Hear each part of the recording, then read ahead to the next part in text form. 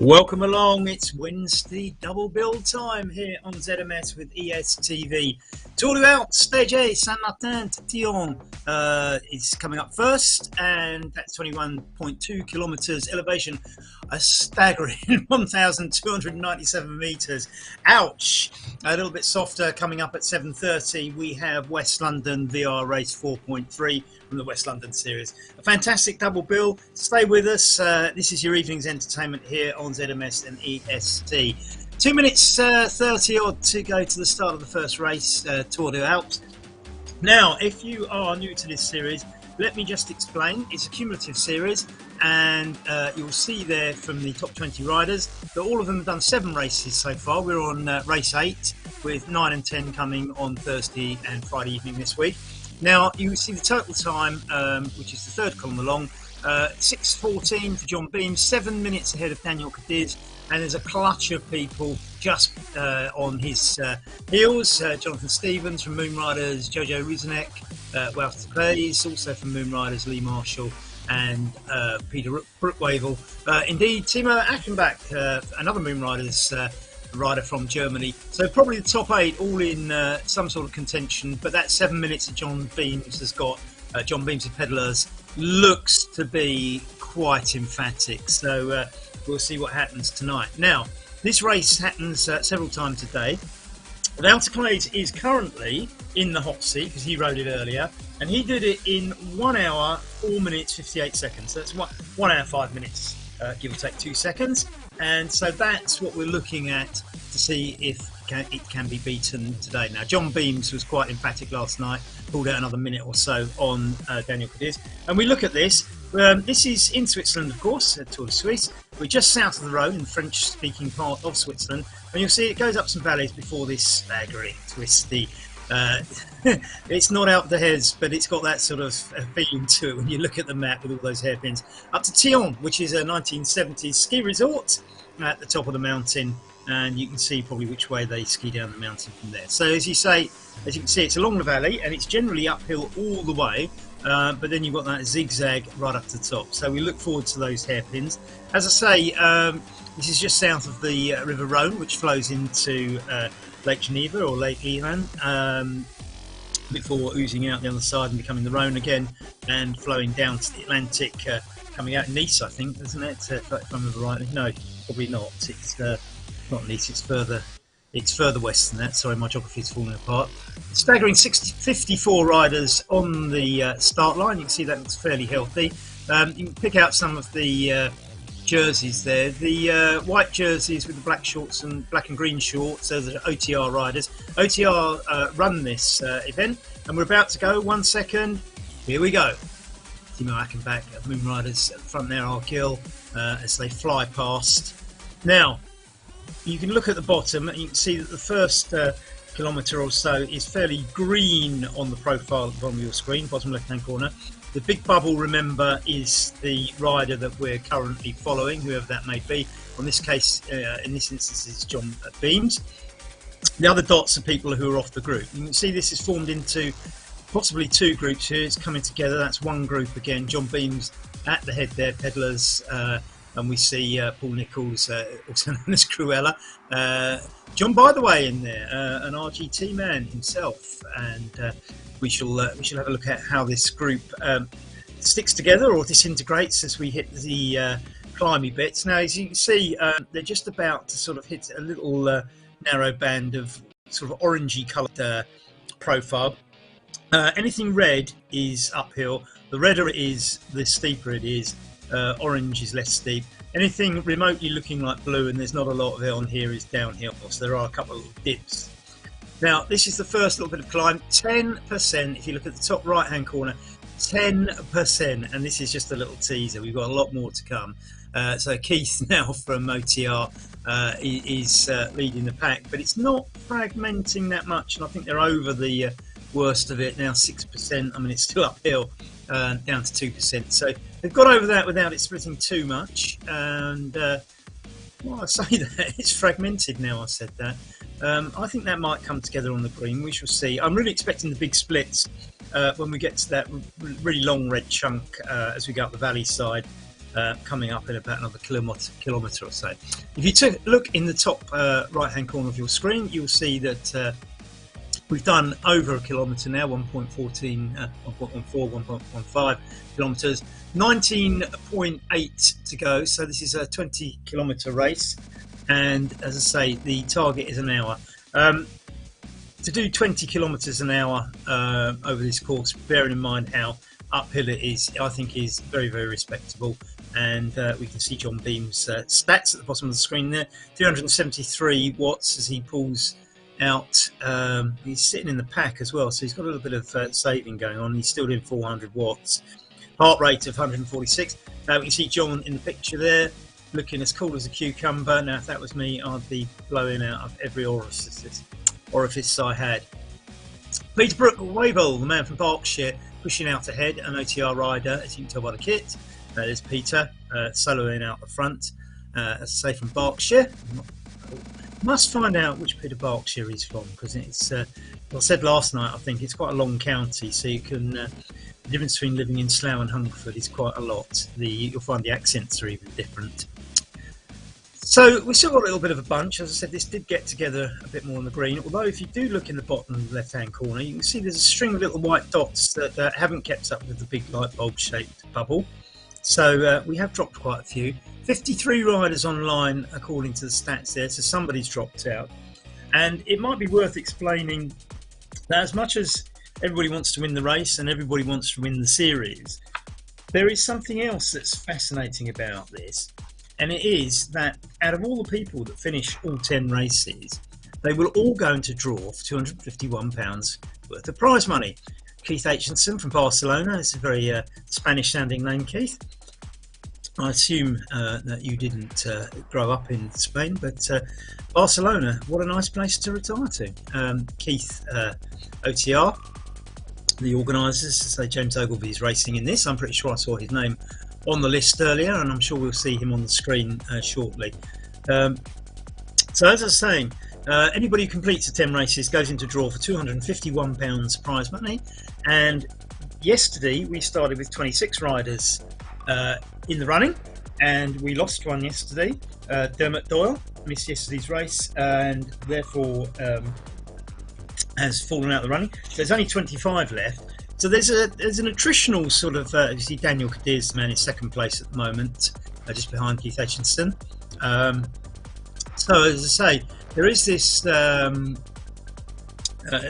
thing that if more riders drop out, then the better you've got the chance of the draw out of the people who finish. So the less people finishing the actual 10 race series, the better for those who do, because the odds on you getting that £251 increase proportionately. Jojo Rusinek, we see here, nicely tucked in there, doing 270 watts. That's not too excessive, and for a 4.8 degree gradient, 23 kph I think is pretty respectable, as Peter Brookwell leads for Berkshire and OTR on the front. Jojo Rusinek just tucked in there alongside Sylvain. I'm trying to think what Sylvain's name is, and I do know. There's a little bit of a breakaway here. Keith Aitchinson stealing about 4 metres. We're on 7.7% here. We're well into this sort of red section if you look at the bottom. And Jojo Rusinek now out of the saddle and pushing hard, but doesn't really make it stick. John Beam's there as well. It's a trio breakaway. This is the sort of thing where if you can distance somebody, all right. And Daniel Cadiz is trying to distance himself from John Beams, and this is probably the sort of course where you could, get a few minutes on somebody, because this is, let's say, 1,200 metres in 20 kilometres is quite a lot. And Daniel Cadiz has pulled out 29 metres on John Beams. Is John Beams going to respond, or is he going to try and sit in and let somebody else do the work to pull Daniel back? It's hovering around 27, 28, 29 metres. So Daniel maintaining that gap. and it's out to 30, 31, so maybe pull him out a little bit, but maybe John's just holding back and keeping his powder dry. He's actually pulling away from Sylvain, so I think he is trying to close the gap. He's down to 24 metres now, so I think there's definite effort by John to rein in Daniel here. Daniel pushing at 500, 600 watts of energy. To no avail though. He's getting closed down. It's only 19 metres back to John Beams now, so I think we can assume that this is going to close itself 15 metres, 14 metres. I think this is John Beams making a statement here. We see John in the photo there, in the little round disc there by his name. 500 watts. This is early in the race though, you know. We could, there's John there actually, and I do wonder if this is a statement, isn't it? What can Daniel do to, Daniel's going to sit in. Daniel's responding, so I think they're going to have to sit together. John's going for it again. Hey, yeah, anything you can do I can do, says Daniel. Right, says John. Yeah, this is a rip and tuck, isn't it? This is great fun. Great riding, guys, both of you. This is fantastic stuff. And Daniel's going for it again. This is not a bad time to attack. If John's just put a great effort into catching up, you know, sometimes just pull away can be quite demoralising, but John's holding his own here. Now remember, this isn't even the biggest climb because we're going up this valley side here. And you can see we're still only sort of 3.5 kilometres in, 16%, and Daniel obviously quite likes these steep bits because he's pulled away from John on the steep bit. He's attacked. That is decisive. I don't know whether he'll hold it over the whole climb. It may well be the case that John can claw some of that back on shallower climbs. It's only 7 or 8 metres and John's actually got it back as we drop down to 11. So Daniel very bravely attacking on that 16% ramp there. We're still only about halfway up the what I'd call the first climb up the side of the valley. We dip a little bit as we go down the side of another valley before the long haul up. Daniel's gone for it again. 10% this time. John's not having it. He's matching. This is nip and tuck, cat and mouse, whatever you want to call it. Any 2 words you like with and in the middle. But this is the John and Daniel show, isn't it? Look at this. The top 2 in GC just duking it out at the top here. Oh, and John's gone for it now. Has Daniel burnt his... Oh, look at that. John's going for it again. Daniel looks like he might just be slipping. That's gone out to 7, 8, 9 metres. We're on 6%, and Daniel's pulling back a little bit, I think. Maybe not. And he's certainly out of the saddle, pedalling hard, but it's looking 9, 10, 11 metres now. I think John has made a very decisive move here. Maybe not. Maybe not. It's come down to 4. What do I know?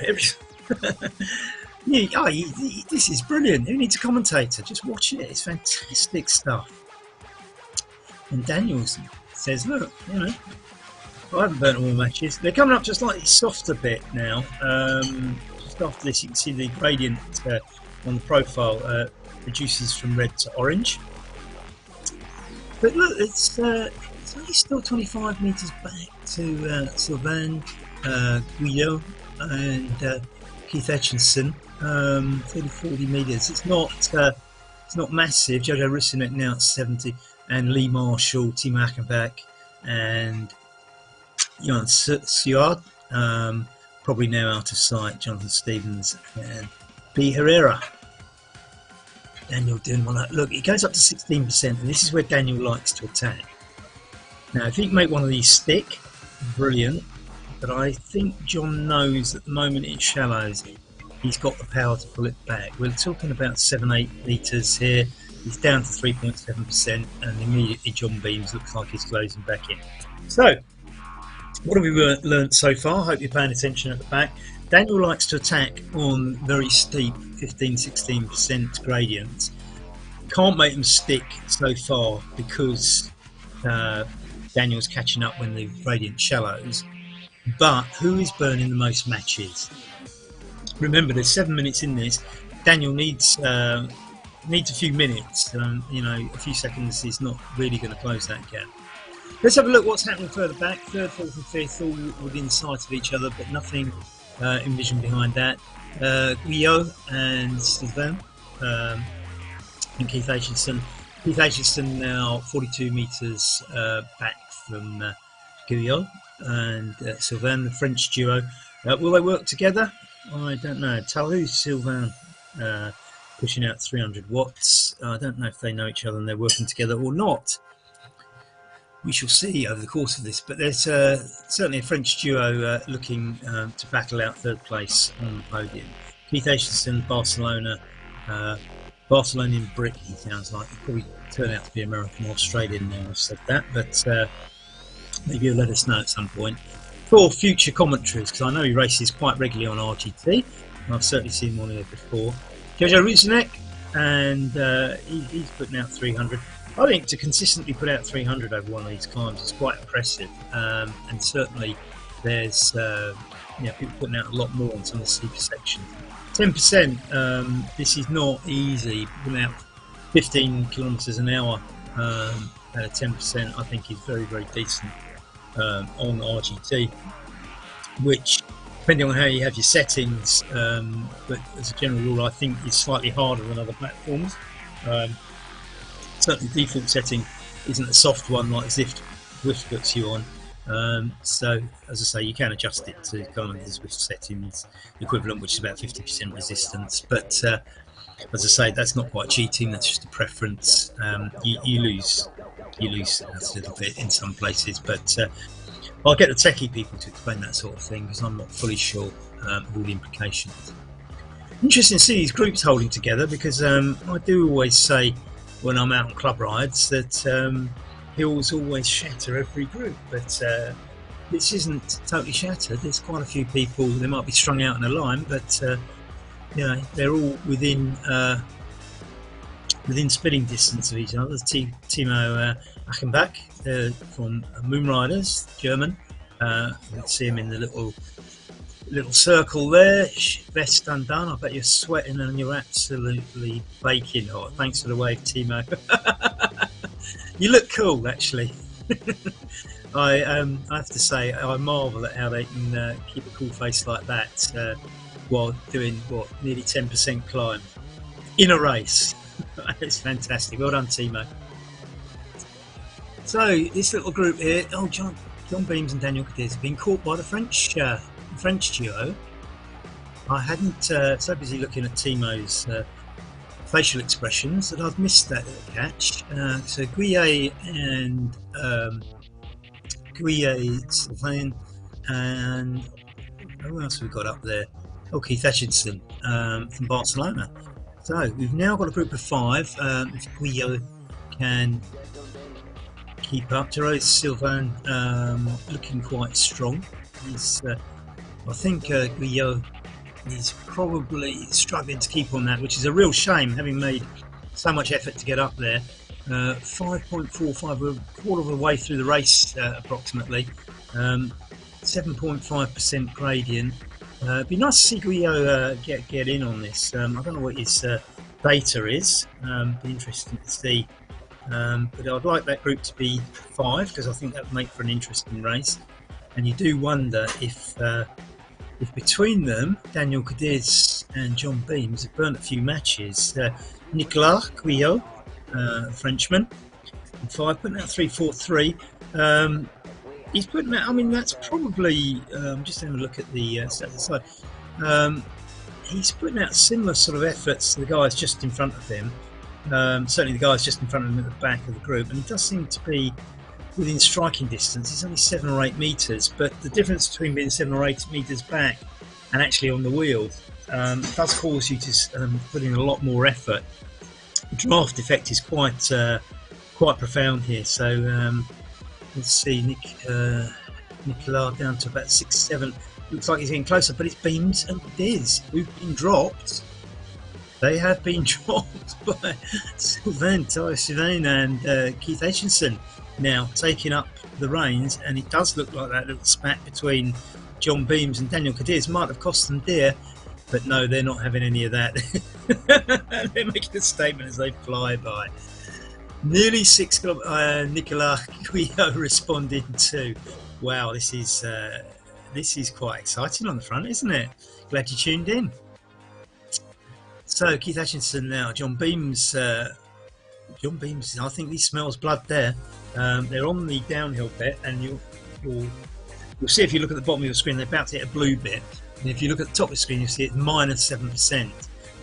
Surprisingly, I've noticed in a lot of RGT races, you can actually make big gaps on here. If you pedal hard and make the most of it downhill, not everybody gets down them as quick as some of the better riders. I know this because I've been dropped on downhills. Dero Sylvain is on John Beam's wheel.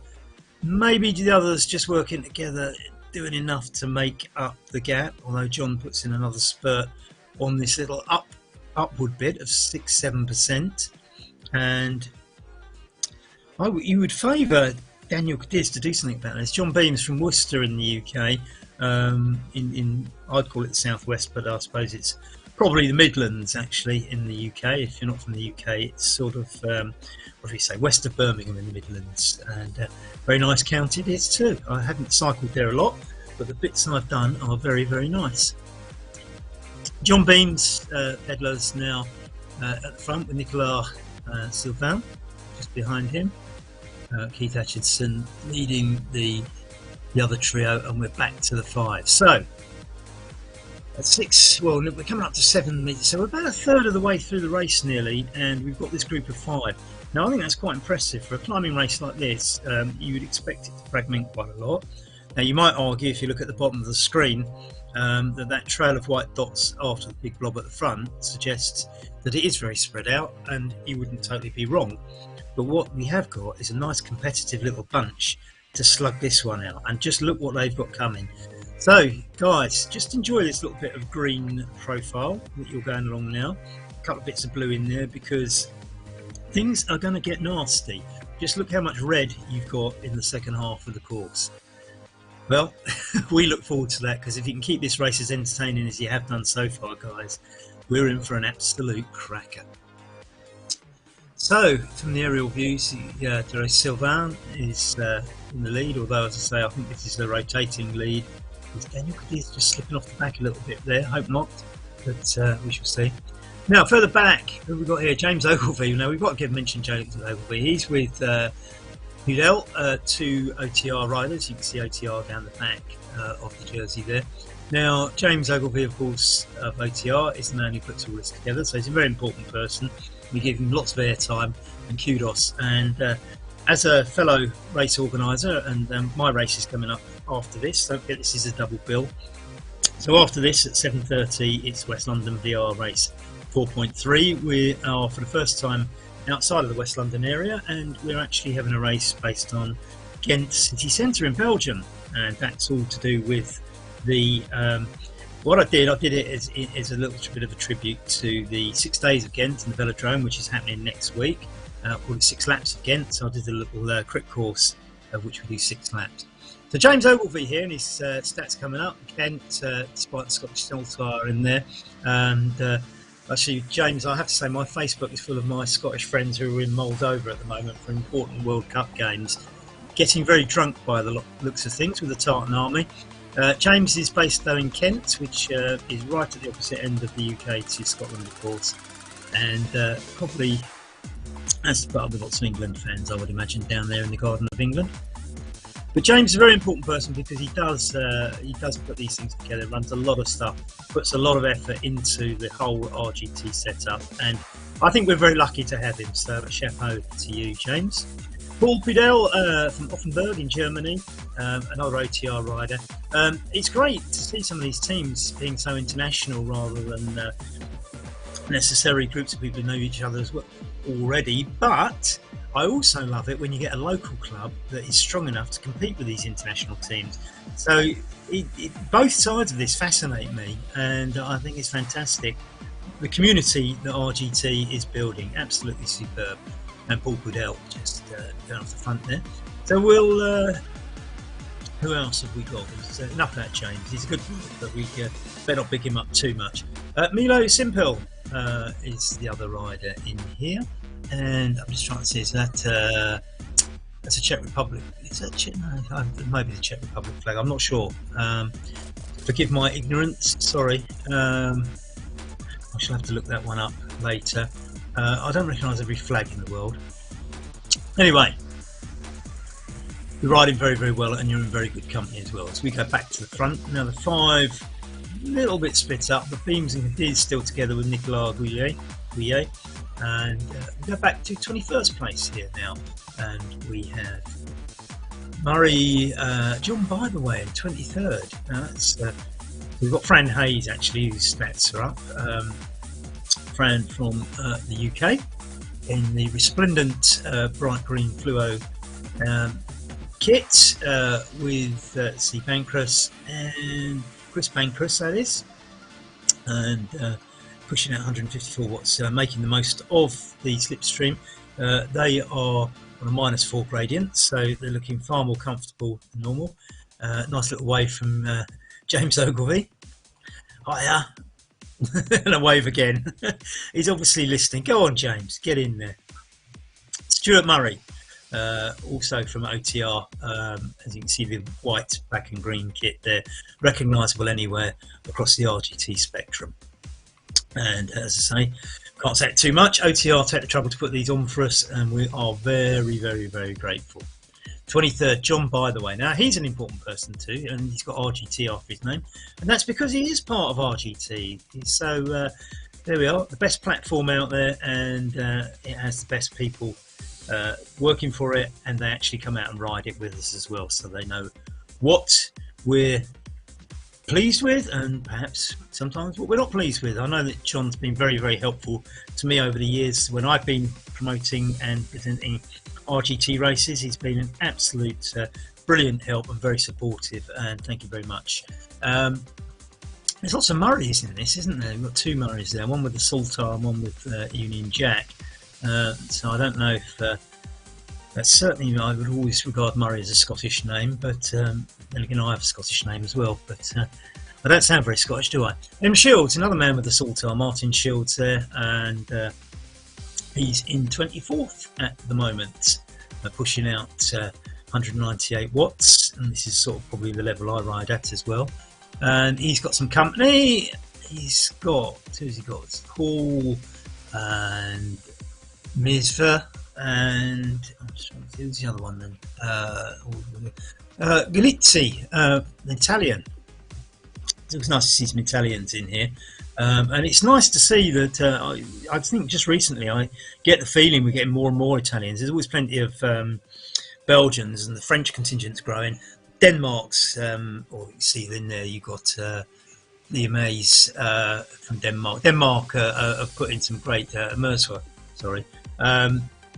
Denmark have put some great riders into recent races, and Netherlands, of course, and Germany, great contributors, and the USA. So it's nice to see some more southern. Oh, and let's not forget Spain, but it's nice to see more Italians. I mean, I often wonder why we didn't see as many as I would have expected, but I think there's a few more joining in the RGT revolution, and that's good to see.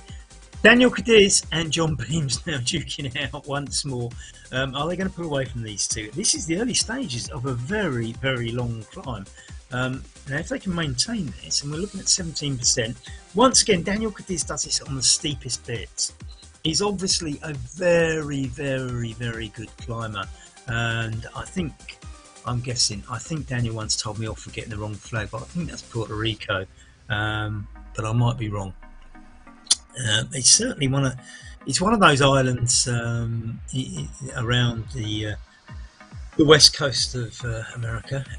Francois Ike, go Moon Riders. Hiya, Francois. Good to hear from you. Glad you're watching. Hopefully, we're seeing you in the West London race very, very shortly, and good luck in that.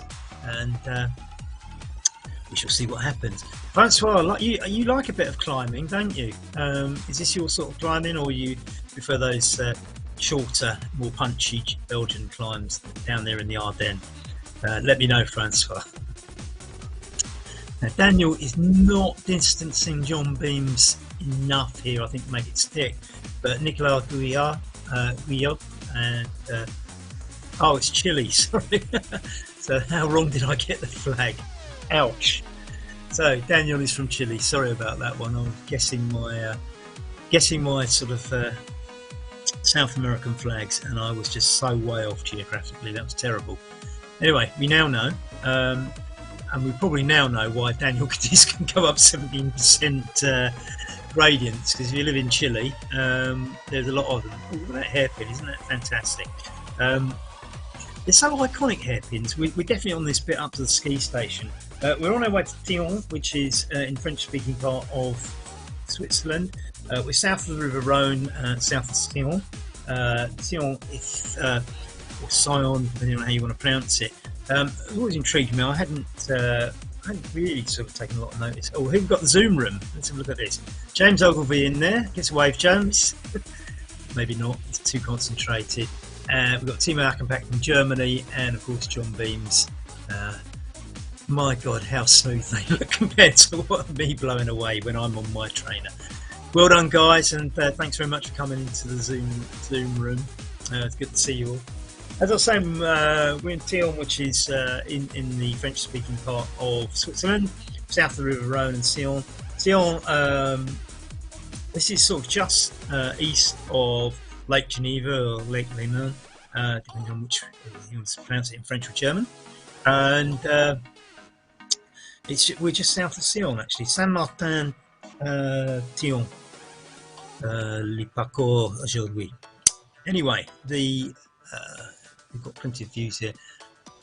Sylvain is a little bit off, but they're inseparable, aren't they? Beams and Cadiz, and certainly now that I know that Daniel Cadiz is a Chilean, I can understand the mountain climbing. Nicolas Guyot and Sylvain, not quite sticking together. The French duo not as coherent as they once were, and of course I'm sure Nicolas would love to get that podium spot in third place for France, and probably national alliances may just fracture a little bit here. He's actually catching Daniel Cadiz, although I think there is a possibility with Sylvain not that far back that he may even, I'm just having a look at this, 9 meters. I'm not sure whether you get any benefit of the draft. Probably not now when that's stretched out to 14-15. I think Sylvain's gone, so we've got a trio, and it may well be that our podium is going to be made up of that trio, given that we are on this last but long climb. 9 kilometers to go. Now we've been racing for 29-30 minutes now, so we've just hit half an hour of racing. So we're here at 6:30 in the UK. It's probably 7:30 if you're in mainland Western Europe. Now, Nicolas Guyot has stormed away by 58 metres as we go around the next hairpin up to this ski resort at Thion. Thion 2000. It is also known as, I'm not quite sure why it's 2000, but it is actually, it's probably something to do with the height, because it's 2,095 metres above sea level. Now, I don't know how thin the air is getting in various people's garages, kitchens, lounges and sheds when they're at home, but if you were doing this in real life, we're probably the best part of 1,500 metres at least up the mountain, because looking at that, there's probably 600 metres to go. So yeah, I would say we're probably at altitude of about 1,500 metres if we were doing this in real life. My experience is that at around 2,000 metres the air starts to feel thinner. I've heard people say that who know better than me. I don't know how realistic it is.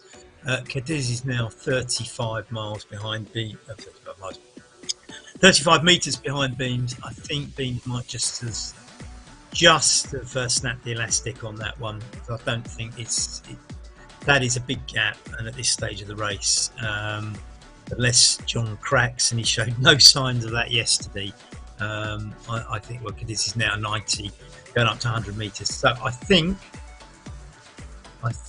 we are going to see another emphatic distancing by John Beams. We see him in the little circle at the bottom of our screens, and I do wonder if these poker faces that these guys are able to have, despite the fact they're going up steep climbs for a long time, is something they rehearse just so that their opponents don't realise how much they're suffering, and probably demoralises everybody else. But we'll have to do an interview with them one day and see what they say. But Daniel Cadiz is in 4th place, but he is with Taro Sylvain, and therefore probably got a chance still of making the podium, although Taro just pulling away a little bit there. I think Daniel, never write Daniel off, because as we say, now we've discovered he's from Chile, that or I've discovered he's from Chile. I think he knew all along. Actually, Taro's just pulled away a bit, hasn't he? And mind you, I think 4th place is fairly secure. If you look at Keith Ashidson now, nearly 300 metres behind Daniel, and we've got Peter Brook-Wavel, another 450, Jojo Rusinek, Timo Achenbach, and John Stevens now clearly out of reach as we look at Keith Ashidson now in the resplendent in the OTR kit. OTR and Moon Riders, similar colours, but the kit's not to be confused, as there's a nice green and yellow band across the Moon Riders jerseys. Doesn't that scenery look fantastic? I think the RGT scenery does itself proud when you do hairpins, and I don't get to do many on my routes because of the nature of the routes, but on the 1 or 2 occasions where I've actually managed to do something like that, I'm quite impressed by the way it portrays itself, even if it isn't the actual world you're in. As you can see, this just zigzags. I mean, this is one of those. If you look at all these ski resorts, a lot of them are zigzags up to the top. Mount Terrace is obviously the one that you see the aerial shots of most often, but I'm pretty sure Otakam and places like that are pretty much the same as you go up. This is just hairpin after hairpin, and as you see, Timo Achenbach, German Moon Riders rider, pushing out 273. You can see him in the Zoom room there, looking cool still, jersey unzipped. No doubt got the fan blowing on you, haven't you, Timo? And plenty of water to keep you cool. But 8th place, and nicely in front of John Stevens' Moon Riders teammate. So you keep going steady, and you've got Jojo Rusinek within sight here, just 50 metres ahead and dropping. So putting a bit of effort, Timo, and you might get some. John Stevens from Southam, again Moon Riders kit, we recognise with that green and yellow, and so John's quite a way behind Timo at the moment, but you need to keep going, John, because you've got Vittorio and Lee Marshall within striking distance, I'd say, and probably reasonably safe for a top 10-11 position, but don't take that for granted, because there is still a long way to go. 8 kilometres to go, and it's all uphill, guys. Keep going. David Vittorino is pushing out 250 watts almost. So David Vittorino is Portuguese, of course. 7% now for Johan Suard, a Frenchman.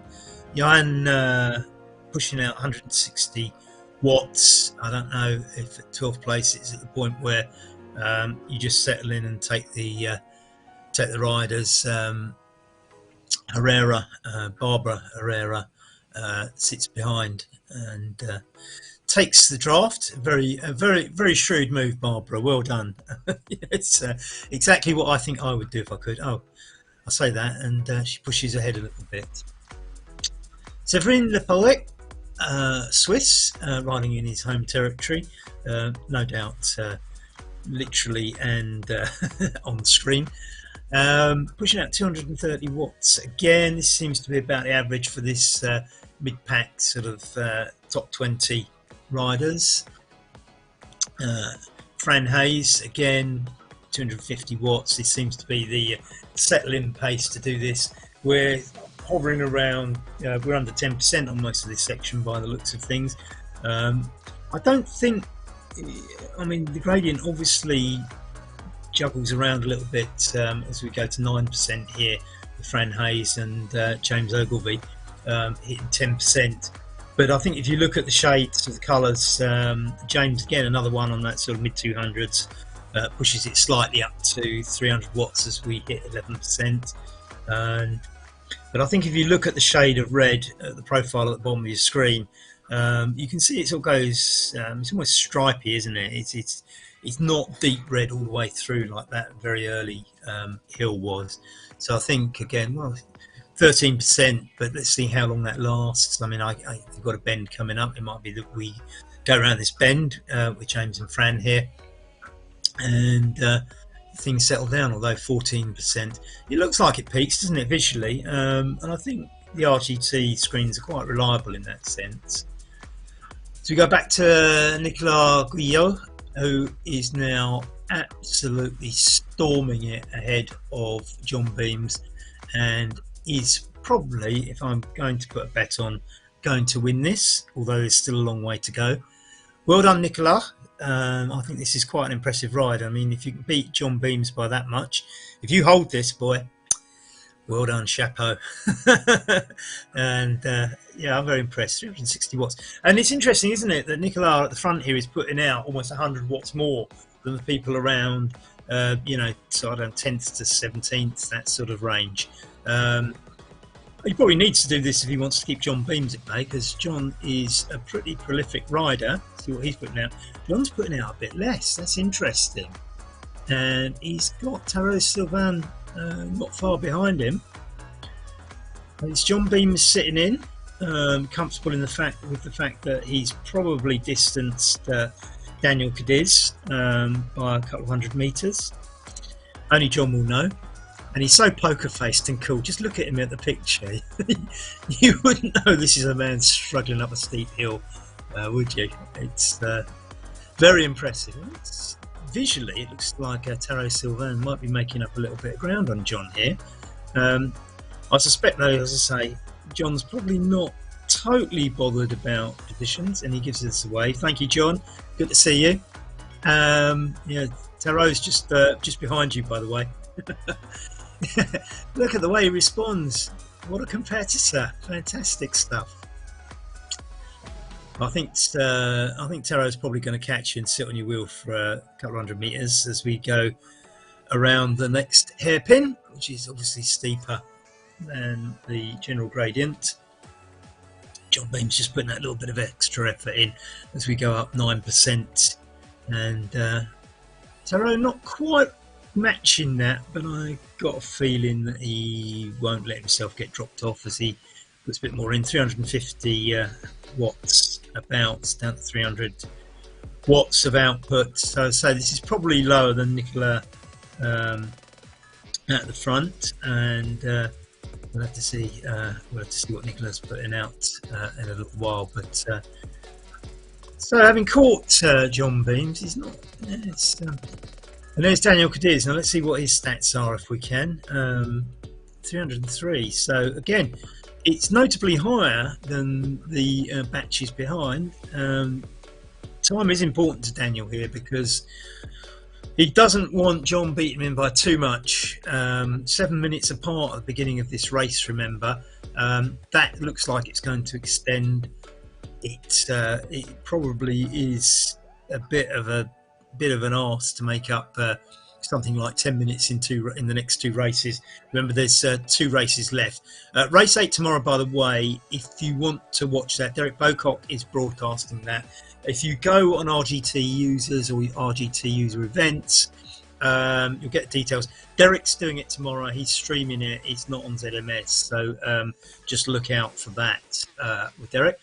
We'll be back on Friday, though, with yours truly. And I might even try and remember that Daniel Cadiz is from Chile and not try to attribute him to various islands in the Atlantic.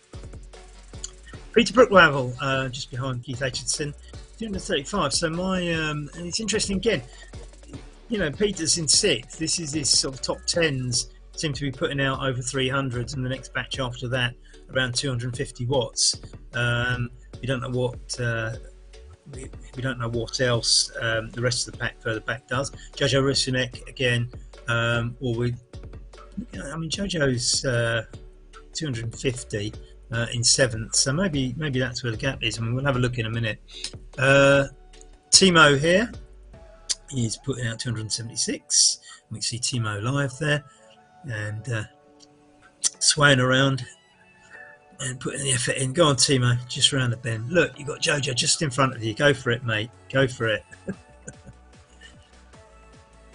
The scenery is, although this is stock scenery, it does come out rather nicely and look spectacular in these races. So, wow, I didn't realise that Taro Sylvain is now ahead of John Beams. Not by much. They're actually they're together, aren't they? That's momentary. I think they're sharing turns, but they are now 300 meters behind Nicolas Guyot. So my prediction, albeit that you know it was towards the end when things were looking good for Nicolas that he would win, are probably still good predictions. So Britain versus France for 2nd or 3rd, I think, and given the spats that the two countries are having about fishing and a few other things at the moment, I'm sure that President Macron and Boris Johnson are sitting eagerly waiting to see how this one pans itself out. I don't know where Taro is from in France. So I don't know whether French, northern French fishermen are critical to his viewpoints on politics or not. But anyway, I think Britain and France, we've been great neighbours for centuries, and that includes the friendly bits and the wars. So much of our history is intertwined, and two truly great nations with great histories. And as much as I think modern politics sometimes wants to forget some of the things that happened in the past, let's not forget the positives that went with some of the negatives, because we don't want to lose everything in the wash. But here we have another classic French-English battle, and we shall see who wins on the neutral territory of Switzerland. I always grew up wondering why Switzerland was neutral, and it always seemed a bit of an odd policy for a country to have a neutrality mentality. And I discovered that the reason was that in hundreds of years ago, and I don't know quite when, but a long time ago, it was quite common for Swiss farmers and workers to go and get employed as mercenaries in other people's armies, because sometimes the farming didn't yield the crops, or you know, the harsh winter meant they couldn't do anything, so you could go away and earn money by being a mercenary in other people's armies. And by being a neutral country, it meant that these people could go and fight for anybody, because Switzerland didn't build up too many enemies. So the neutrality is based on the idea that you know, individuals can go and pick sides to go and fight for in hard times. I'm not sure that the modern mentality would quite comprehend the notion of I'm a bit hard up, let's go and have a war. But I'm told that was the reason for Switzerland adopting neutrality. So Nicolas now 330 metres ahead of his countryman Taro Sylvain, and Brit John Beams. Chilean Daniel Cadiz is now on his own and probably comfortably ahead of Keith Atchison, who is probably now, I think if you look down that top 10, it's probably, with the exception of these two, the order they're going to finish in, because I suppose Timo Achenbach and Jojo Rusinek are fairly close, but most of the others are split enough, I think. They see Jojo and Timo, they're teammates, but will they race each other at the line? I bet they do. I bet they do. And they'll make it spectacular for everybody watching here on ZMS. Remember, 46 minutes into this, 5 kilometres go. We've done 3/4 of it. So you're looking at effectively an hour's race. but you don't switch off ZMS when you finish. There is another race coming up, and I'm bound to plug it because it's mine. West London BR Race 4.3. This is the third in Series 4. The West London Series goes on for 6 months. It's every other Wednesday. It's not like this one where it's every night over a period. It's a 6-month series, every other Wednesday. We're into the third race. There's 3 riders at the top within 2 points of each other. It's very, very exciting, and we've got a crit race around Ghent. As I say, tomorrow night, if you want to watch Tour de Alps, make sure you check out Derek Wilcox's stream. Derek is, of course, an OTR man, and you can get the details of that if you go onto Facebook and find the RGT users page. Friday night, we're back with Tour de Alps, and if you've got to ride after that, and I suggest you have, I thoroughly recommend Friday Frenzy, the Southborough District Wheelers race run by Simon Miller. I've done a few of those Southborough ones myself. Absolutely fantastic, and what a fantastic club Southborough District Wheelers are. And they have some quite good riders as well. They do very well as a team. So John and Taro still together. I don't know if John is putting a little bit of a spurt on. We're on a downhill. If you remember the earlier downhill section, John attacked, and he fancies himself a bit on the downhills, but Taro's responding in kind. So I think these two are probably together till the end. John Beams pulled away quite well at the end yesterday, so we don't know how much he's got in reserve. He'll know, but as we've seen from the pictures, he'll be poker-faced and none of us can tell. So whatever I predict will be wrong. 13% now. Just look how slow they're going. Still faster than I would do it, of course. But look at that, 7 kph. Sylvain eking out a metre or two there, but I don't think it'll be enough. I think when this shallows, John will be back. We saw him do that to Daniel earlier on. But this is holding fast. I mean, this is quite a deep red section. Out of all the second climb, this is probably the most concerted sort of red section. If you look at the bottom right-hand corner, it probably feels like it's eased off at 11%. Oh, imagine that. John's not giving up, and I think he's creeping up to Taro's wheel here. Meanwhile, Nicolas Guyot has eked out 380, another 50 odd metres since the last time I sort of referred to that. Fantastic visage, and fantastic visage as they go around the virage bend. Looks like those little green sections almost remind me of golf courses. I don't know if that's by design as well, but here we are going through Tion Golf Course. Imagine that, every shot would be on a steep hillside, wouldn't it? Daniel Cadiz there, now distanced by quite a lot. He's in no man's land between John Beams and Peter Brookwaggle, and he's probably destined to finish 4th and lose more time, I'm afraid, on John Beams. But I think, nevertheless, Daniel's been absolutely brilliant in this series, and I think should be very, very proud of himself. If you finish second in the series, that's excellent. And you're in strong company here as well. Remember, Daniel, these are no slackers. This lot. These are all names that you see regularly in RGT races. Strong riders, decent riders, good riders. You're in strong company. You come second, you might be disappointed, but just have a look down the field rather than up it and reflect upon how well you've done. Now you can see Peter is now on the green section. He's got a -3 descent there, so it's sort of greeny blue, not quite visible as blue on the profile at the bottom of your screen, but nevertheless, no doubt enjoying that. Don't worry, Peter, it doesn't last. There's some nice chunky red bits coming up with some steep gradients, as we've just seen with Taro Sylvain and John Beams. Keith Atchison, another OTR rider. Plenty of OTRs and moon riders in this, and they are both strong e-racing clubs. I'll leave them to give their histories, but my perception is that most of these clubs evolved through particularly platforms like RGT. I know some of them were riders who were riding solo who just connected via RGT. And I think Keith can see Peter Bookwavel ahead of him, 56 metres. And actually, when you look at this, with the steep bit to come, if any of, I think, Keith Atkinson, Timo Achenbach and Jojo Rusnek were to crack, this could really decide what happens next.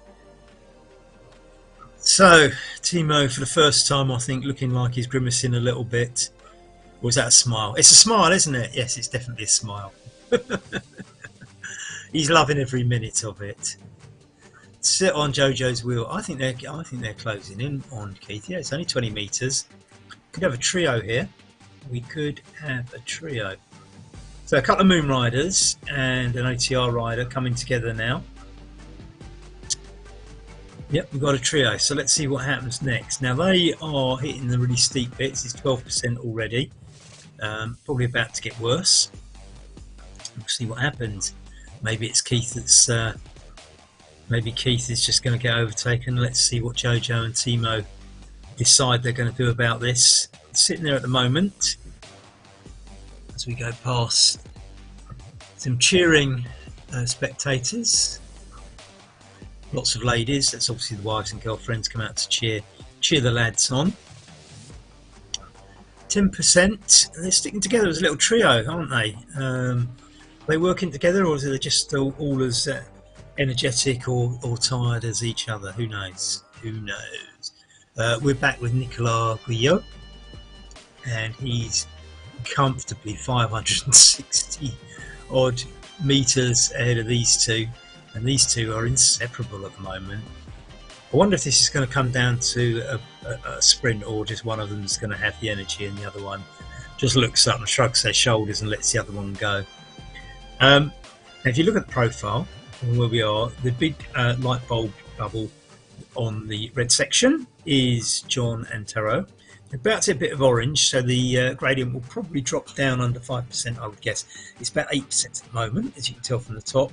If that drops down to about 5%, then they're back on the red. And then right at the end, it's green. Now, I don't know what the gradient is on the green bit, but if you've got any legs, it's got to be worth a sprint, hasn't it? It's got to be. I'm sure John's thinking that. He's bound to be, isn't he? Can Nicolas eke this out to 600 metres? This is emphatic. This is absolutely brilliant. 1.3 kilometres to go for Nicolas.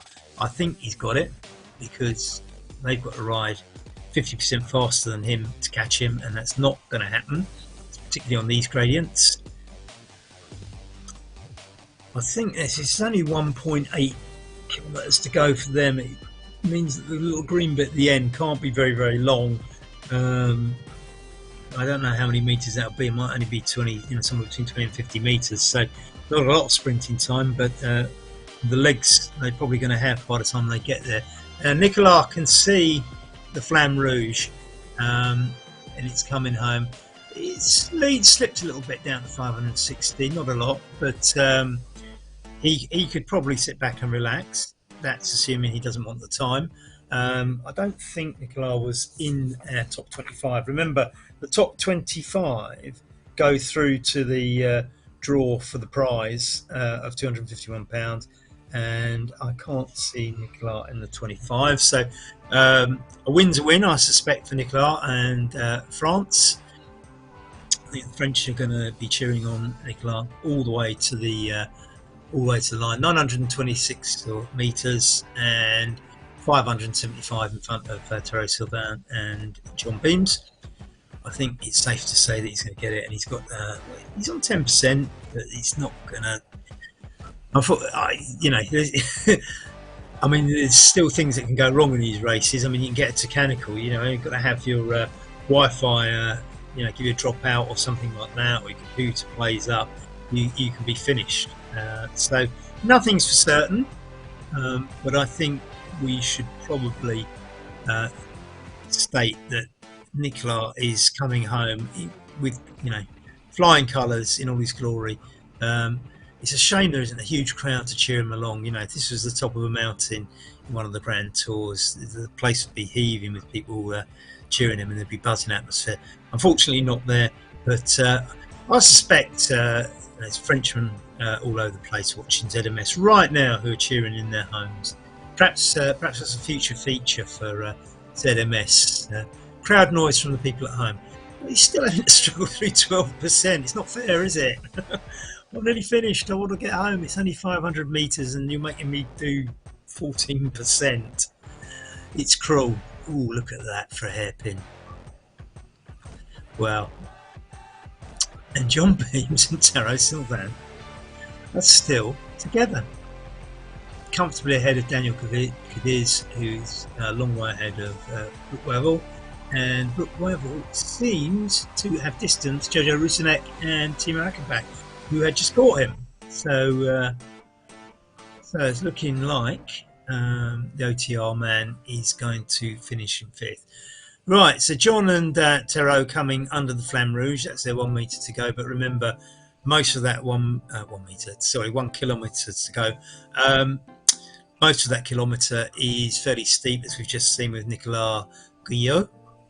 And Nicolas is still 300 agonising metres from the finishing line as he struggles up yet another hairpin at 17.6%. Ouch. Nearly there, Nicolas. Nearly there. 250 metres. There's a little 250 metre sign at the side of the road. I'm sure he wished that said 150 metres. You have another one, 200 metres. And still it's uphill. What's this one saying? 150. Oh, it's nice to have this little countdown, isn't it? I'm quite impressed by that. Nice little touch. 100 metres. And we can see the finishing straight with all the advertising boards. 75. Just in case you want to sprint. I don't think anybody's going to catch you, Nicolas. Bravo! Well done. You know what? I said it's flat at the top because it goes green. 2.2%, so it's still uphill. Absolutely fantastic. Well done, Nicolas Guyot. And, it's Taro. I think, Taro Sylvain is the man with the legs left. And he's hit John on that final bit of climbing, 600 metres. I'll tell you what, though, in one of these things, I find 500, 600 metres a long way out to sustain any sprint. And I know this isn't quite a sprint in the same way, but if Taro Sylvain is actually, blown out of every orifice at the moment, it's still a long way to go. And if John's keeping a bit back for a little bit at the end, you never know. But my suspicion is that 50 metres on this sort of gradient is a lot to make up. Still, as we look though, 460 metres to go. I have seen some great catches. Go for it, John. Go for it, John. It's it's got to be worth it. Anyway, not only that, let's have a look at the time. So 700 metres distance between John Beams and Daniel Cadiz. I mean, you're going to chuck, I would guess at this sort of gradient, a couple of minutes possibly into Daniel Cadiz, at least. So I think this is probably going to be the point at which John Beams, as long as he maintains some decent form in the last 2 races, has probably made himself winner-elect of this. Look at that, Taro, 15%. Maybe John can just do something about that. I don't know. It's 42 metres with 250 metres to go. That's a lot. Ooh, that's a lot to make up. And John on the steeper bit as Taro pulls out 55 metres gap with 200 to go for Taro. Can John do anything about this? He's out to 70 metres. It's probably not going to happen. So we're going to get 1-2 for the French. Chapeau. Chapeau. This is terrific stuff.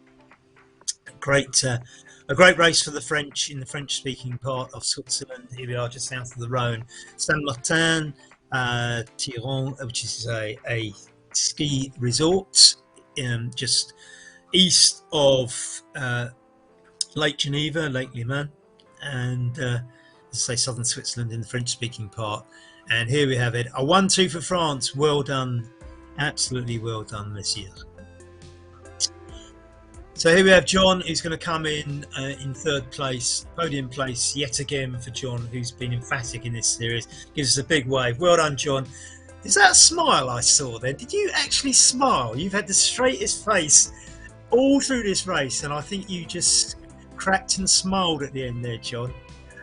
Daniel Cadiz will be disappointed that he's given more ground to John Beams, but he has been a star of this series and probably will be over the next 2 races as well. Now, of course, what we need to do next is remind you that to find out of the 25 who were still effectively in the running for that prize draw for £251 prize money. Remember, if you do all 10 races, you go in the draw for £251, and there were 25 riders left in that. Okay, now Daniel will be disappointed that he's given up more time to John Beams, but he will still be in that draw, and he has as much chance, I suspect, of winning that draw as John does. So what we want to know is, will there still be 25 riders this evening? Now, the way to find out is you go onto RGTDB, that's RGT database, if you want to understand what the acronym stands for, Ride Grand Tours database. So it's rgtdb.com, and I'm pretty sure that James Ogilvie will put the results up later this evening, and we can all look and see exactly who's left in the race. This has been a fantastic series. Well done, James, for putting this on, and everybody else at OTR. Remember, OTR's Derek Bocock is broadcasting this on his stream tomorrow, not ZMS, if you want to watch it. And we'll be back on Friday for the last race to see how it all pans out. Although we'll still be relying on James to put the results together. And I believe there's some sort of podcast on Saturday where they have the final roundup and the draw for the prize, I believe. I'm sure James will correct me if I'm wrong, but this has been superbly executed. There's 17%. Go on, Daniel. Come on, Daniel. It's I think if you come second in this series, you have been phenomenal, and it's great to actually to have South Americans in this. The time zone doesn't always suit everybody in the Americas, and assuming you actually live in Rebecca Beams, you must be proud of your husband. I assume it's your husband, or your brother, maybe, or son. I don't know. But yeah, we're all cheering for John Beams. John Beams has been phenomenal in this, hasn't he? It's been absolutely amazing.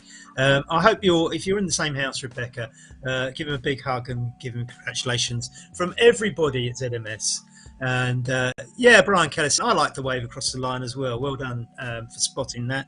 And thanks for coming in, Brian, and commenting on that. As Daniel Cadiz comes home, he's got 75 metres to go. If anybody else has got any messages, stick them up now, because we'd like to read them out. We are going to stick around for a little while and watch other riders come in, because RGT racing is for everybody. It's not all about the winners. Daniel Cadiz coming in, and Peter Brookwavel coming in next with 250 metres to go. Daniel, to ride so well over this series and always finish second to John Beams must be frustrated, and we have to sort of refer back to Raymond Poulador. And I would say this, that although Raymond Poulador might have been the eternal second, he was of course much loved across France for many years, and in fact, although only momentarily, I did once meet him for a minute or so, and he was very polite and courteous and seemed a very nice guy too. Peter Brookwavel from Berkshire coming in. Peter, let me know at some point where you come from in Berkshire so I can be more precise. Jojo Rusnak, Canadian, and Timo Ackenbach, who's in the Zoom room. Timo about to lose out to his Moonriders teammate. I'm sure that'd be slightly disappointing on a personal level, but pleased that at least it's another Moonrider who's pulling away from you to still 6th place from you. Timo, one of the regular riders on RGT, one of the faces that we're always pleased to see in these races. Jojo just coming home there now on 1 hour 6 minutes. Now remember, Wouter Clays of Belgium was in the hot seat at 1:04, and we've beaten that front. Certainly, John Beams has by a substantial amount, and so did Nicolas, who won the race, of course. So this was at least 4 minutes quicker than Wouter's hot seat time earlier today. Keith Atchison coming in, Barcelona man, and that's pretty decent. Age 62. I don't think that's going to be sniffed at. You must be one hell of an athlete. It must be all that clean Mediterranean air in Barcelona. That's what I reckon it is. So well done, Keith. Very, very good. I see Keith rides for OTR, but has a Spanish flag. I'm interested to know if he's actually Spanish or just decided to reside there. John Stevens with the UK flag is coming in next. A very creditable 9th place. 1 hour 07, and bear in mind that hot seat was 1 hour 4. You know, you're only 3 minutes off this morning's hot seat. Vitorino from Portugal is next up, and he's my husband, and thanks for the comments. He's given it more than 100% every time, Rebecca tells us. I tell you what, I haven't watched them all, Rebecca, but I unfortunately, I was very, very tied up last week and didn't get to catch up. I started watching it this week, and I have been very, very impressed by your husband. You must be very, very proud. As I say, well done, John. This is very impressive and very entertaining as well. I mean, I've loved every minute of this. 7% as Vitorino comes in, Portuguese coming in 10th place. 75 metres to go as the crowd clap him home. Well done, sir. Another creditable performance. Lee Marshall is next up in 11th with the St George's flag for England. Another British rider. 25 metres to go, and he's going to park himself next to Vitorino, and no doubt they'll all congratulate themselves on a great ride. So we have the Swiss rider Le Poet coming in next. Séverine Le Poet. So on home ground, and a very, very respectable 12th place. Going to do it in under 1:10, I would like to think. No, it's not. Probably it's 500 metres to go, so probably going to be outside 1 hour 10 minutes as we see the full lineup for the first top 10 places. Starting at 10th, the bottom 1:08. As I say, only 4 and a bit minutes outside this morning's hot seat is David Vitorino, Portugal, Jonathan Stevens, Moon Riders and UK, Keith Atchison, Spanish, Barcelona, 7th, 1:07, and Timo Achenbach in the Zoom room for Moon Riders from Germany at 1 minute and 6. Jojo Rusinek, Canadian, another Moon Rider at 1:06. Peter Brookwavel from Berkshire in England, UK, 5th, 1:05. And then the hot 4 up front were Daniel Cadiz, who actually was now over 3 minutes behind John Beams. That stretches John Beams' lead in the series out to over 10 minutes, and I think that's probably unassailable. I'll tell you what I would do, Rebecca. Tell John to make sure that his Wi-Fi connection is all sort of, you've paid the bill to BT or Virgin Mobile, whoever. Just make sure nothing goes wrong with that Wi-Fi for 2 evenings, because I think the series is probably within grasp now. As I say, I'd probably make sure everything's working nicely on my computer as well. Put a bit of oil in the smart trainer if it's needed. I don't know what you do with smart trainers, but anyway. Only technicals, I think, are going to affect John, or unless Daniel has a cunning plan. And we can find out more tomorrow. Don't forget, Derek Bocock will be streaming that. So look on RGT users on the Facebook group to find out how to log in and watch by Derek. And I'll be back on Friday. Can't wait. I think I'll probably be watching Derek's broadcast tomorrow. It's going to be so exciting, isn't it? It's so exciting. And then the roundup on Saturday, remember. All the details of that, I think, are on RGT users Facebook group. As the Poet coming in 200 metres to go for Switzerland in 12th place. My prediction of 110 is probably going to be outside 112, I think, maybe. It's going to be about 112, I think, isn't it? 6%. Crawley, 100 metres to go. It'll be under 112, but by a slither, I think. It's probably going to be about 11.55, maybe. No, I'm going to be well wrong. Probably 11.50, I would guess. 49, 50, 51. 1 hour, 11.51. Very respectable. Fran Hayes coming up, British rider in 13th place in that rather resplendent fluo kit. I like that. You can certainly ride in the dark in that sort of thing, can't you? Scorpio, and I'm not sure I recognise that kit. Well, I see it's got a matching bike, so that is very, very impressive. You are so well colour coordinated, Fran.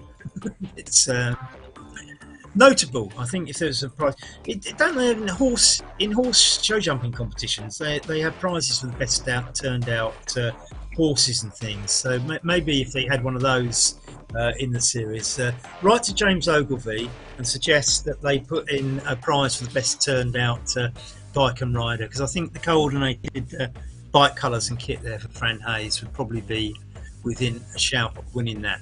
However, Fran is under a bit of pressure because we have Herrera about to overtake. No, I'll tell you a lie. That's sorry. Yeah, it is, isn't it? It's Herrera's about to. Yeah, so poor old Fran's just dropped back a position. Never mind. As I say, I'm still going to vote for you for the best turned out rider. Spurred on, Fran. Fran fights back. Go for it, Fran. Go for it. In 15th, Johan Smuller is 47 metres behind Herrera and Fran. They're coming up to the finish. Last 100 metres, neck and neck. Will we have a sprint? Let's stay with this. And Fran's going for it. Don't think Herrera. Oh, maybe Herrera's going to go. No, Fran's got it. Fran's got it. Fantastic. So I'm not going to give you the most aggressive rider, but that's probably the best sprint we've seen all evening, isn't it? So well done, Fran.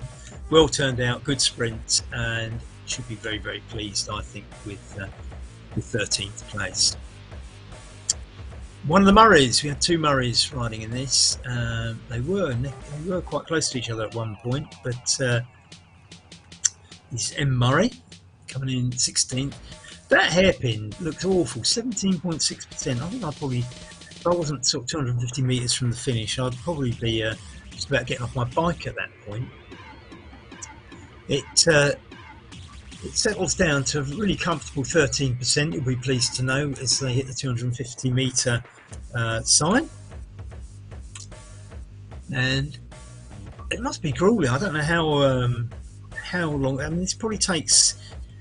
It probably seems like it takes forever to do this last 200 metres when you're absolutely knackered. I mean, you should think about nearly 1,300 metres of climbing in 20 kilometres. Now, I would say, I mean, you look at some of the sort of big Grand Tour stages, they might be sort of 200 and something kilometres with 3,000 metres. This is just insane. You know, the meters climbed per kilometre ridden is just insane here. But of course, you know, it's just one mountain climb. It's like an extended hill climb, and British riders will know all about the hill climbing scene. They're short, sharp, steep ones in Britain. This is a long, enduring steep one, and boy, it's got gradients to match hill climbs. Here's James Ogilvie swaying around as he grinds his way up the last 150 kilometres, knowing that if this is tough, he's still got to sit down all evening and put all the results together and put them out on RGTDB. And we're all waiting, James. You know, no pressure, mate, but you're going to have to get on with it, because we're all dying to know if there's 25 riders left in that 251 pound draw. Can't wait to see the results. RGT DB, everybody, don't forget, have a little look later. Don't be too cruel on James. Let him have a shower, something to eat before he settles down and does all the results. 25 meters, go on James, you're nearly there, mate. And there we are. Hey, look at that. Arms aloft. He's very pleased with himself. Superb. Fantastic. And thanks for putting it all on. Budel and Jonathan, by the way, the RGT man in a very respectable 19th. And don't forget, I mean, I don't know how many riders will finish this, but we are, this is Paul Budel from Offenburg, Germany. We were, I can't remember how many started with now, but it was 50-something riders on the line when I looked before the start. So, you know, finishing 19th from that amount of starters is quite impressive. And I think it's important that we always recognise that everybody in this race is important. I mean, it's very easy to focus on the front, but, you know, everybody who's entered this race has played a part in it, made it entertaining. They've probably pushed themselves to the absolute limits, and I think we should recognise the effort they're putting in. And most of them are part of the RGT community. I mean, Jonathan certainly is. I paid tribute to the man earlier. He's certainly done a lot for me over my time of involvement with RGT, and I'm sure there's plenty of other organisers and racers who will say the same. Paul UTR, one of James Ogilvy's teammates, coming in 18th position. He's going to beat John, by the way. Another OTR man in 20th, S. Murray. And look, David Ellis down there in 22nd. Who else have we got? Chris Shackleton. Yeah, so there's plenty of people still to come along. So let's not leave the screen. And don't forget, we are going to have to leave the screen at some point, because we are going over to my race, which is the West London VR race 4.3. Oh, look at this, Jonathan, by the way. Oh, Paul Budel, not having any of that. Who got in first out of those two? I want to know. I think Paul just made that. That was fantastic. That's two good sprints we've had.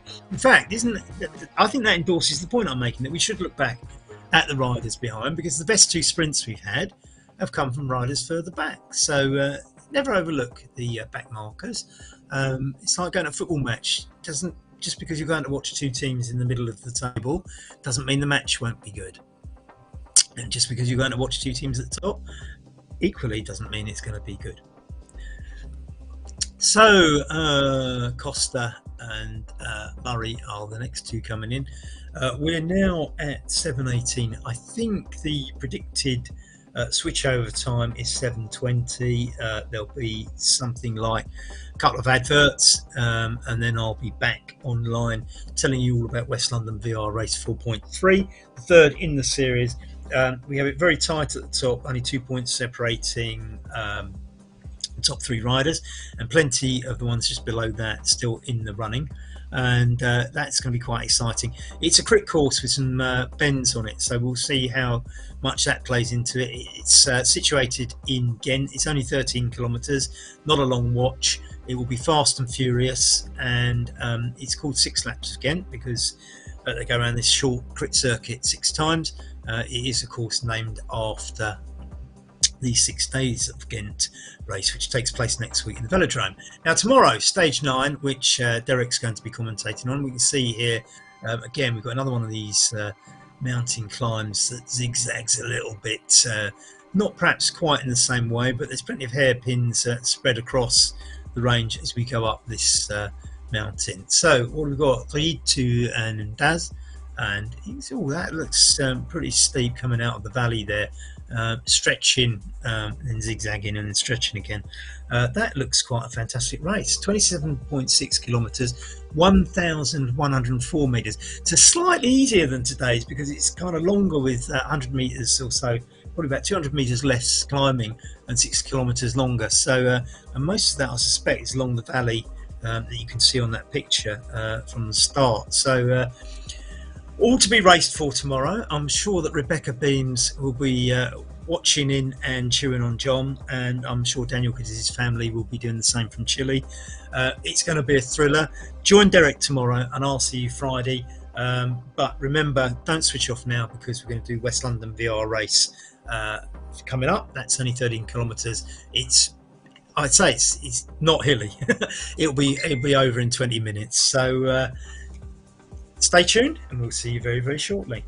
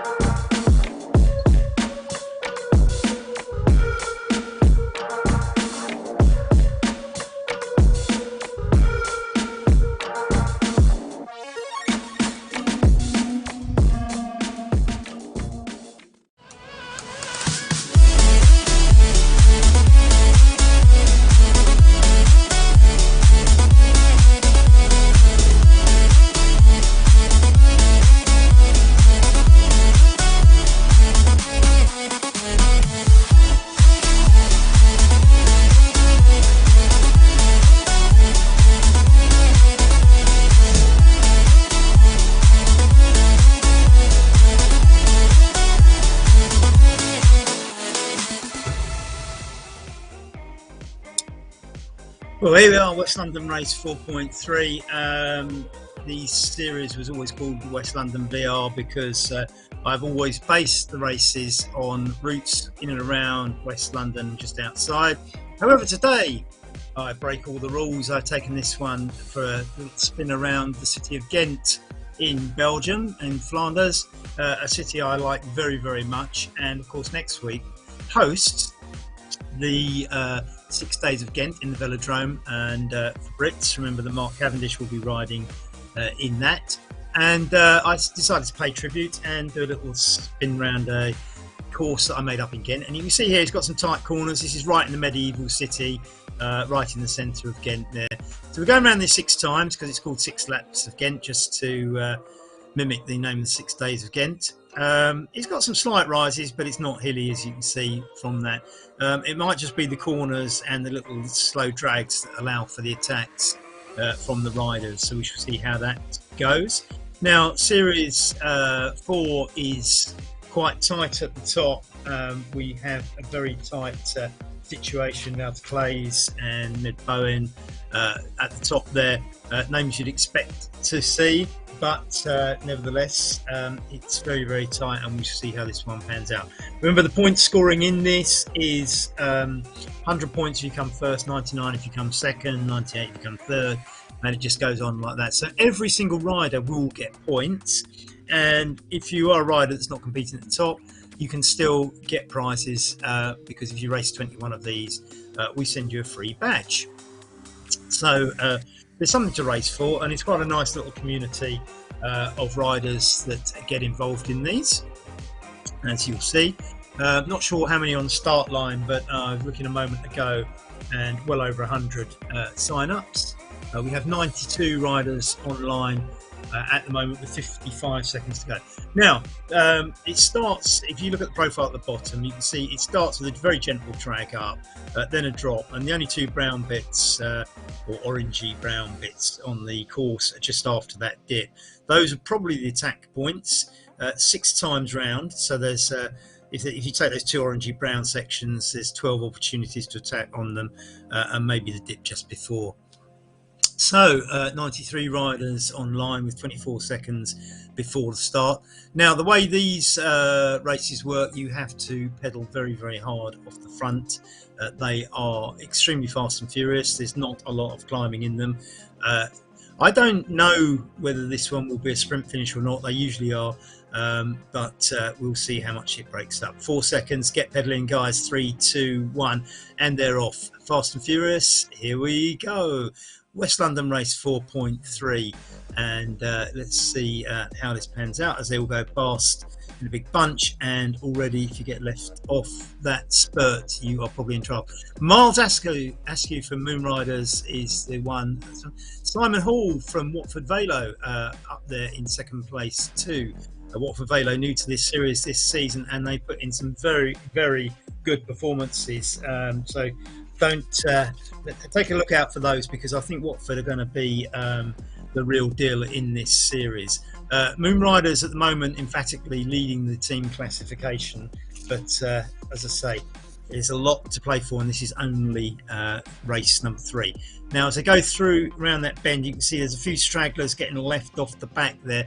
49.50 kph on a gradient. Now they're going up a 5% gradient. This is the first of these ramps. Will anybody get dropped? I think this ought to split the pack, and it hasn't done too much, although there's a long sort of train behind there, so I think some of those people are maybe not going to make it back onto the pack. Sorry about the stuttery pictures. I don't know if that's the same for you or whether it's my internet connection, but we seem to be back to normal as Casper Pedersen. Now, there's a man that I was commentating on last night who was absolutely thrilling in the Tour de Alps last night.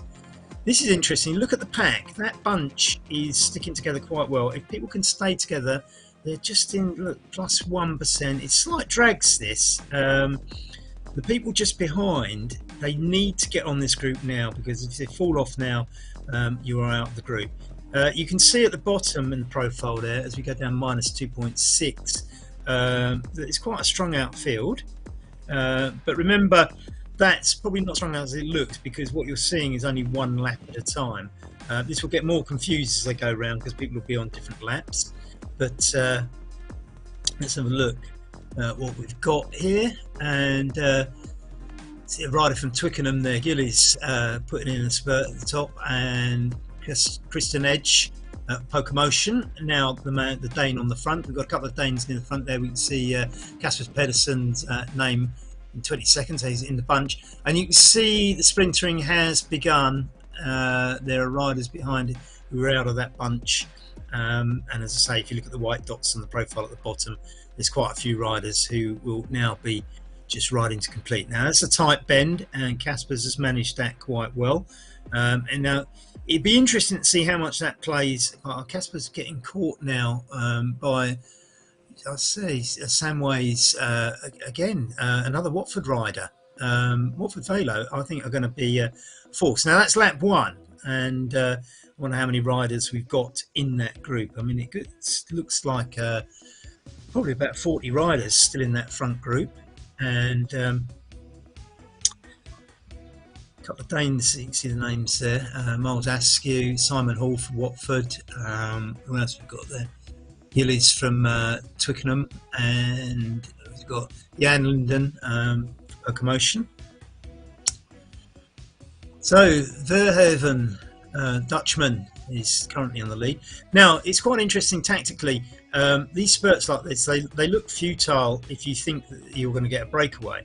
It's Jesper Verhoeven from the Netherlands in second place currently. But what these little spurts do with Samways, again, Watford Velo rider, who's putting in a bit of a show there. It would be nice to see Watford do well, because it's nice to see a club that just brings its own riders to the event. This is Jack Samways. Right, there's a little wave there as Jack Samways goes by somebody that I presume he's lapping. Jesper Verhoeven. This is if you look at the left-hand side of the screen, all the riders in the top 11 are together, so I'm assuming there's a big pack behind them. Kurt Nolan Pedersen putting out 500 watts. Now they're going up 1% here. Kurt down to Kurt's watts seem to be varying quite a lot. I don't know if that's the draft effect or not. That is splitting up a little bit, isn't it? That is really thinning down.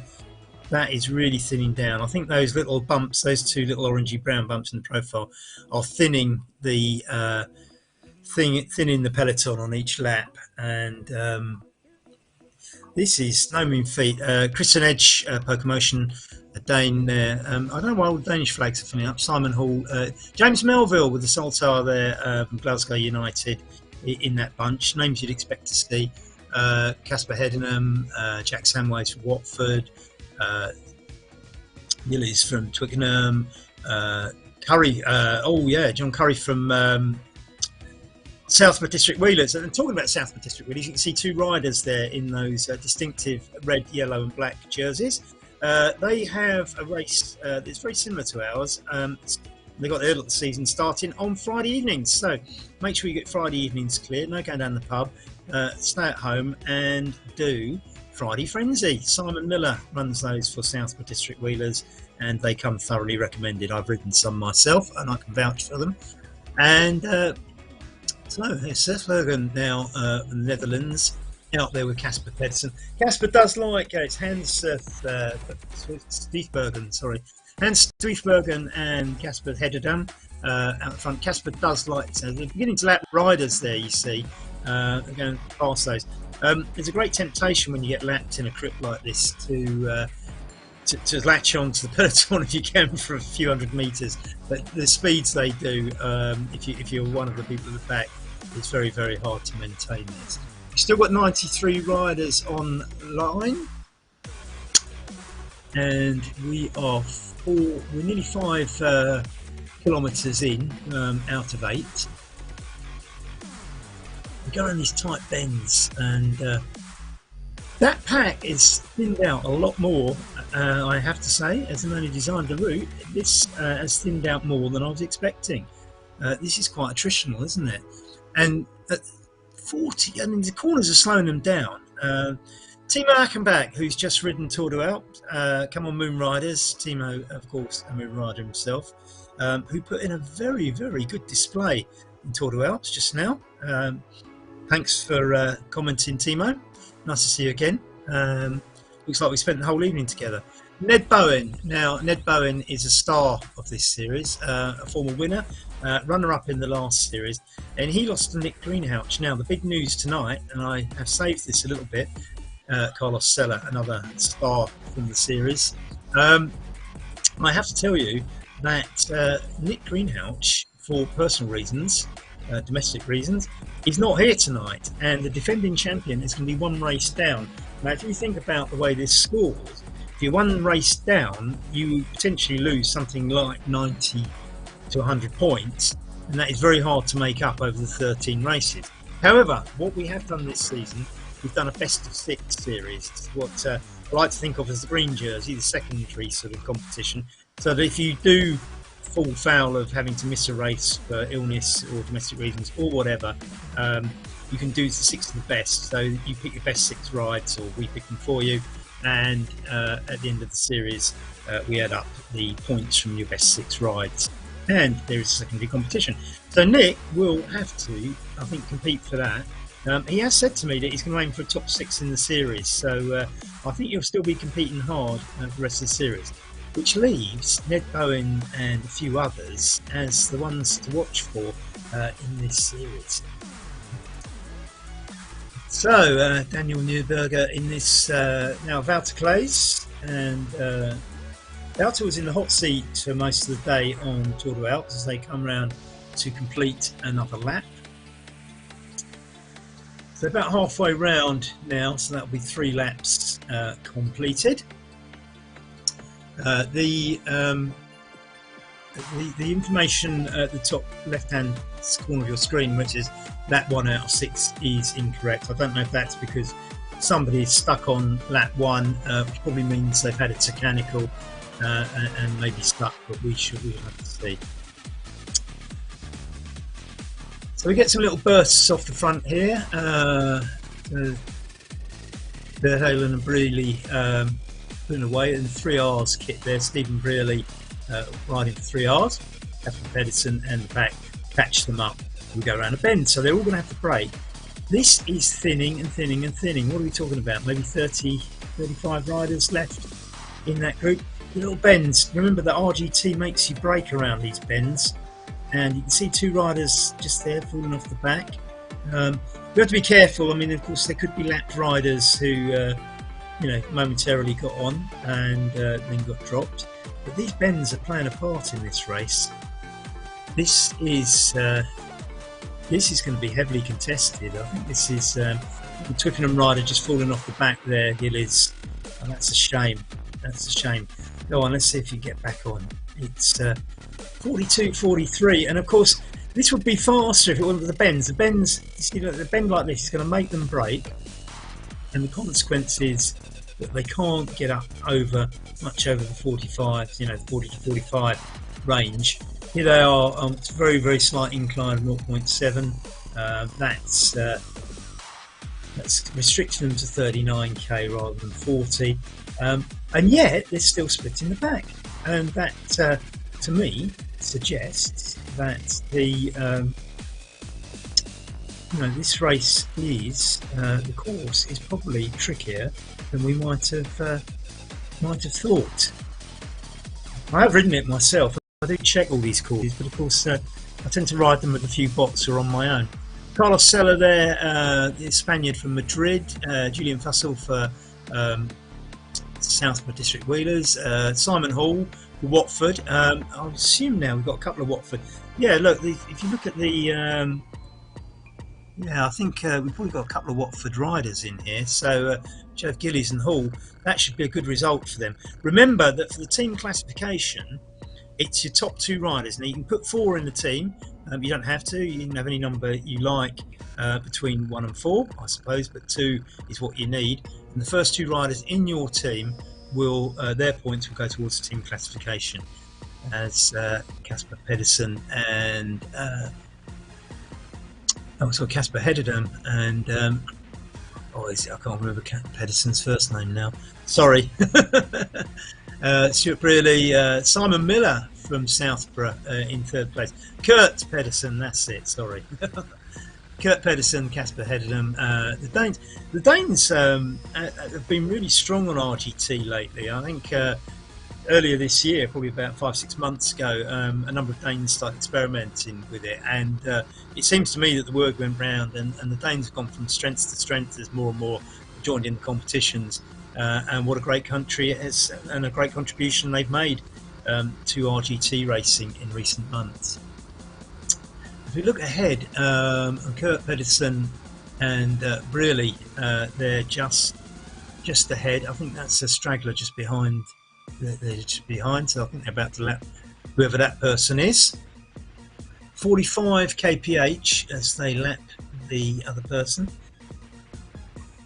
I'd say when I ride these and I get lapped, I quite like it because I sort of see how long I can hang on to the peloton. 38 kilometres, let's say around another competitor. We've still got 92 riders online, and the information tells us we're on lap 2 out of 6, which, as I say, probably somebody with a mechanical was stuck on Jack Samways for Watford Velo. And Watford Velo are a very impressive club. You see their pelotons out riding in the Chilterns most weekends, and they have some very, very good riders. They've taken to this like a duck to water. They've been fantastic. So glad to have them along. And we have a lone leader, but it's only 3 metres, so I think the camera's not telling you that Hans Stiesbergen is yes, only just ahead of the pack. How many riders have we got in there though? I mean, this is probably down to about 30 in that main pack, and we've still got 92 riders online, so there are riders everywhere around this crit course. Jack Samways, what Watford are really putting on a show here, aren't they? This is fantastic stuff. So Stiefbergen and who else have we got? Jack Samways again on the front. This is fantastic riding, isn't it? So I see green as well. We've got three Watford riders in this group. This could be quite emphatic. Moon Riders better start watching out. I can only see 2 Moon Riders jerseys in there. Now, of course, remember that the top 2 riders are the ones that count. We've got 2.4 kilometres to go, and this is going to be exciting, isn't it? This is going to be one hell of a bunch sprint, and if Watford can take places away from Moon Riders, they could close that gap. Now, Watford are currently, I think, 5th in the team series as we enter the last lap. 2.1 kilometres, last lap. The peloton, look at that, 3 Southborough District Wheelers riders in there. Don't forget Friday Frenzy this Friday on RGT, run by Southborough Moon Riders, and it's Miles Askew for Moon Riders, who's taking up the front. 1.9 kilometres to go.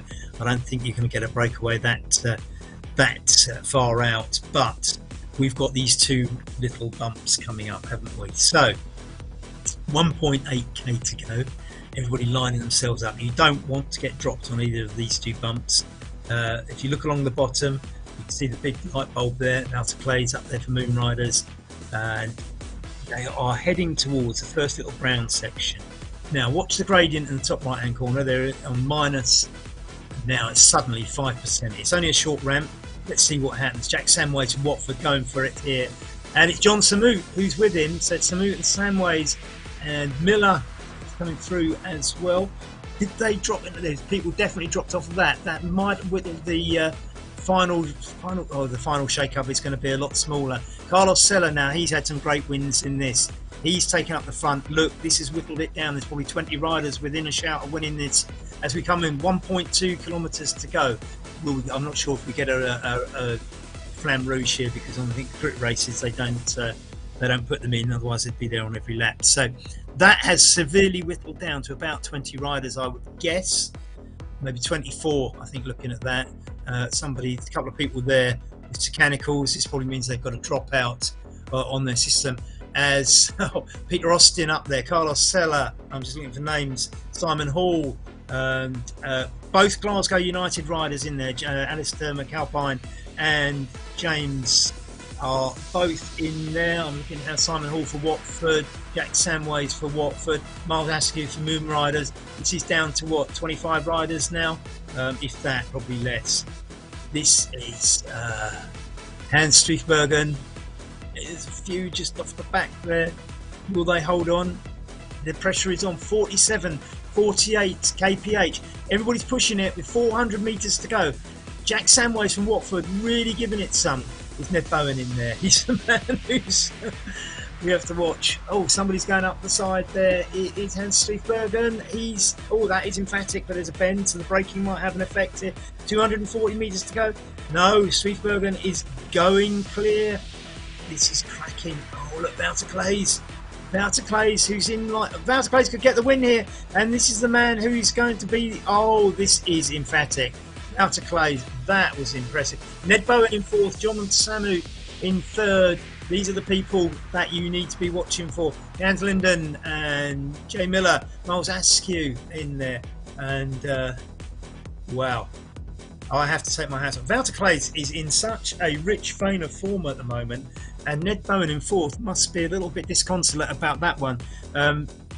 You would always bet on Ned Bowen in a sprint, and fourth was probably slightly disappointing for Ned. Don't forget though, this is only race 3, so we've got 10 to go, and this is all to play for.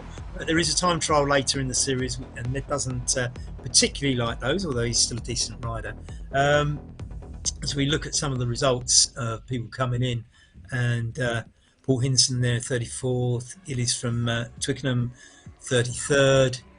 So these are the official results coming out the top third. So James Curry in 30th for Southborough. James has had some great results recently, so probably a little bit disappointed with that. Probably got dropped somewhere. Let's start at the other end. Sorry, there's 3 Southboroughs, 28th, 29th and 30th there. Let's start at the top though. We've got top 40. No, let's go back. So that's 4 Southboroughs between 28th and 32nd. Don't forget their race on Friday, as third mention. Christian Edge at 26th, Nicky Hangard at now these are all on to 18. So if you look at Simon Miller there, 18.22, that's only 20 seconds between first and 32nd. Now Hans Striefbergen and Wouter Clays, John Samu, Ned Bowen, Jan Linden for Pokemotion, Jared Miller, Miles Askew, Robert Jenko, Matthias Bergqvist from Sweden, Casper Hedenham, the Great Dane, lighting up the race so often at the front there. Jasper Verhoeven from the Netherlands, all these on 18.2, and Stephen Brearley only just outside that on 18.3. James Melville from Glasgow United will be slightly disappointed at 14th, but still only 2 seconds away from Wouter Clays in first place. Let's have a look at the Watford riders. Jack Samways in 18.04, but that's very respectable when you think you're just behind a great man like Carlos Sella. Carlos Sella himself, time-wise, very, very close to Antoine Verneau, but not quite. Mario Sevelis, I think I missed out in 13th there. Sorry, Mario. Rob Miller in 14th, Sean Murto 19th. Alistair McAlpine, the other Glasgow United rider, 18.04. Simon Hall for Watford at 23, just beaten by Peter Austin, the man from Leatherhead. Kurt Pedersen, the other Dane, at 21st. Now, if you think how much Kurt lit up that race at the beginning, or during it, I should say, and finished only 3 seconds, but 21 places away from Wouter. Daniel Nürber from Germany, Darrell Green, another Watford rider, in 25th.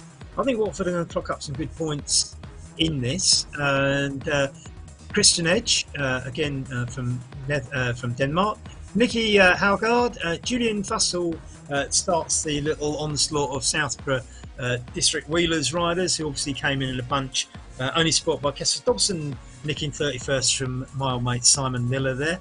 Stuart Gillies from Twickenham, and pleased to say that was a good result for Twickenham, and hopefully that hauls him up the table a little bit, so well done Stuart. Paul Hinson, another regular rider, Hurst Söderberg, Mike Adey, another regular, Brian Vince, and another Watford rider. They put in a strong showing They've had riders all over the top of the standings here, so great performance by them. Hans Persson, Richard Howell, and Andy Bill. You're on a bit of form, Andy. That was well done. So that's a couple of good results for Andrew there from Ealing. Well done, Andrew. So that's the top 40. I think, I don't know if we're going back to the race or not. I suspect we're probably not. A couple of things to look out for. We'll be back in 2 weeks' time with the next West London VR race. And again, we'll be back to a more normal distance of about 15-16 kilometres, so look out for that. Hopefully on ZMS once again. Tomorrow night, Derek Bocock is doing Tour de Alps through his own stream. Friday evening, don't forget you've got Tour de Alps on ZMS, and you've got the Southwood District Wheelers race Friday Frenzy kicking off their series. And if you want something else to do, I did a little presentation for VCN about a prototype of a new bike, if you're into the technical stuff, which you can find out details on if you go onto Facebook and look at the RGT users group. So, plenty to keep you occupied. Remember, it's RGT, it's free, and it's fun. We look forward to seeing you next time.